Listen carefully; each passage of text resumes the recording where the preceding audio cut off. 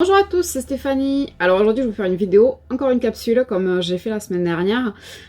Donc là, c'est pour répondre à une question qu'on m'a posée sur YouTube et que j'ai trouvée pertinente. Donc je vais essayer de vous y répondre pour vous donner le point de vue. Donc la question était pourquoi mon runner n'a pas peur de l'engagement avec les énergies tierces. Donc parce que j'expliquais dans la première capsule que le runner est en manque de confiance en lui. Donc tout ce qui est engagement avec vous fait peur, donc il fuit. Dès qu'il y a pression, il fuit. En fait, le runner ne va pas avoir peur d'un engagement avec une énergie tierce. Donc là, ça parlait d'une situation où le runner était un homme et il était avec une femme. Donc le tiers, c'était une femme. Pour la bonne et simple raison, c'est que soit il a quelque chose à y gagner. C'est-à-dire que ça peut être bon pour son image. Ça peut être quelqu'un qui lui apporte quelque chose. Ça peut être aussi une sorte de zone de confort parce que c'est la facilité. Etc., etc. Et donc, en fait, pourquoi il n'a pas peur quand l'énergie tierce propose un engagement? Parce qu'il reste focus que, déjà d'une, l'énergie tierce secoue beaucoup moins que vous. C'est-à-dire qu'elle, elle va pas réveiller des blessures.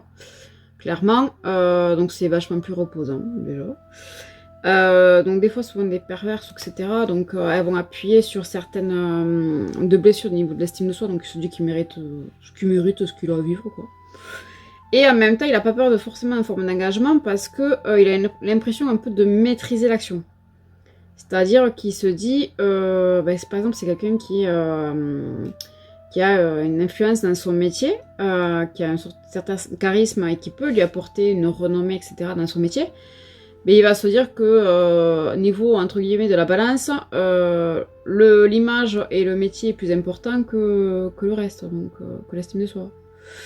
Donc voilà. Et donc il n'a pas peur de l'engagement, il y a cette notion-là. Donc c'est parce que pour lui, il y a un intérêt derrière. Et il y a en même temps aussi une notion où, moi ça m'est arrivé par le passé, où je choisissais des personnes que je savais que ça n'allait pas marcher. Comme ça, au moindre petit fait et geste, je pouvais les jeter. Clairement. Mais je le savais d'entrée, c'est-à-dire que j'ai fait des choix...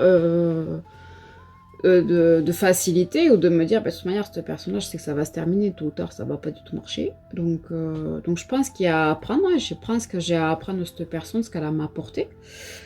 Mais dès que ça commence où je me sens étouffée, emprisonnée, je la jetterai. Voilà. Donc je m'attachais pas. Parce qu'émotionnellement, j'étais pas attachée. Et souvent, dès qu'on commençait à émettre des sentiments, etc., ou une certaine pression à mon égard, et je jetais. Voilà, donc je sais, c'est pas bien, mais c'était une question de facilité en fait.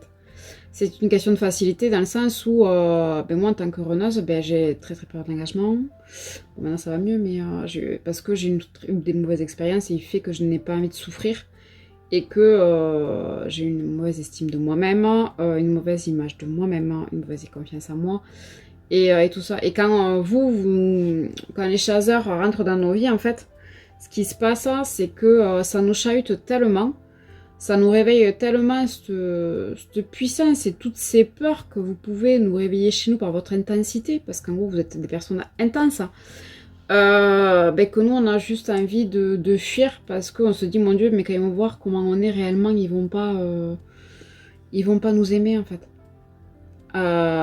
Et c'est juste parce qu'on s'aime pas, tout simplement.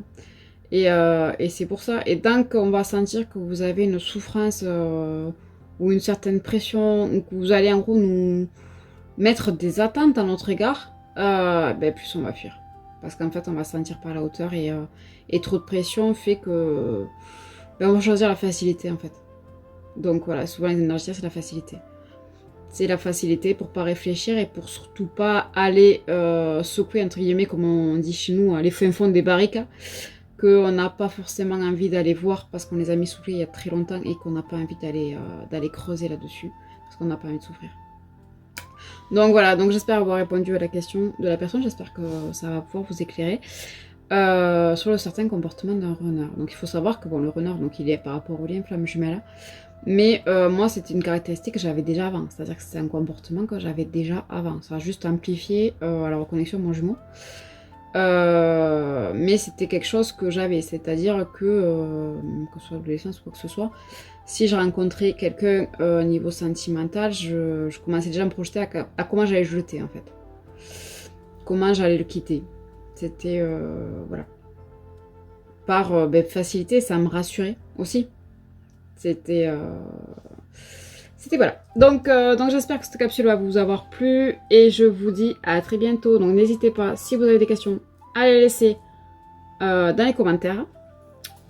Ou si vous voulez un coaching privé, un rendez-vous privé pour qu'on puisse en parler par rapport à votre situation personnelle, etc. etc. Vous n'hésitez pas à prendre rendez-vous sur mon agenda en ligne où vous retrouverez le lien en barre d'infos. Et ça sera un plaisir que j'essaie de vous expliquer un peu comment ça se passe dans la tête de votre honneur.